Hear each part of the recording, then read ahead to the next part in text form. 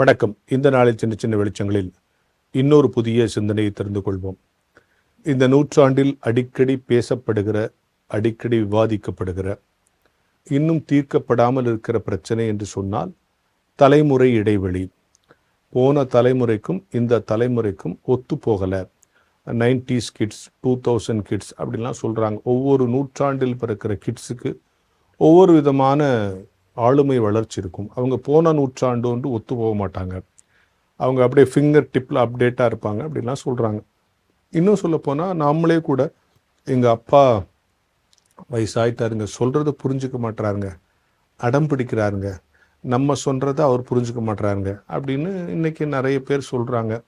வயசான பிறகு அவங்க சிந்தனை வேறு மாதிரி இருக்குது, நம்ம சிந்தனை வேறு மாதிரி இருக்குது. சொன்னால் புரிஞ்சுக்க மாட்டுறாங்க, அடம் பிடிக்கிறாங்க. நம்ம அறிவுபூர்வமாக சிந்திக்கிறோம், அவங்க சென்டிமெண்ட்டாக சிந்திக்கிறாங்கலாம் நிறைய பேசுகிறாங்க.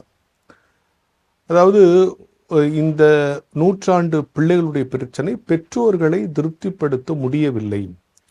அதாவது பெற்றோர்களை திருப்திப்படுத்துறது அவசியமானலாம் நினைக்கிறாங்க. நல்லா புரிஞ்சுங்க, இந்த உலகத்தில் நாம் கடவுளை திருப்திப்படுத்துறது மாதிரி பெற்றோரை திருப்திப்படுத்தணும்.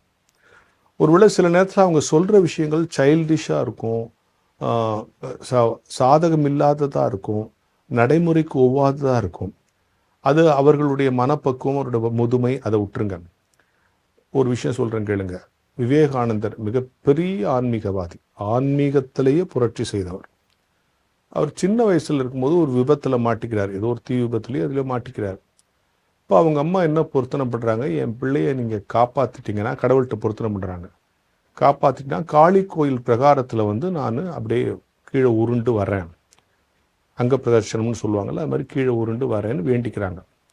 ஆனால் ஏதோ பிரச்சனையினால அந்த வேண்டுதலை நிறைவேற்ற முடியாமே தள்ளி போயிடுது.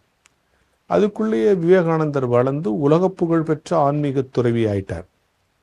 இப்போ அவங்க அம்மா அவங்ககிட்ட சொல்கிறாங்க, தம்பி நீ சின்ன வயசில் இருக்கும்போது இப்படி ஒரு சின்ன சம்பவம் நடந்துச்சு, கடவுள்கிட்ட நான் இப்போ பொருத்தனை பண்ணிக்கிட்டேன், இதை நிறைவேற்றணும்னு சொல்கிறாங்க.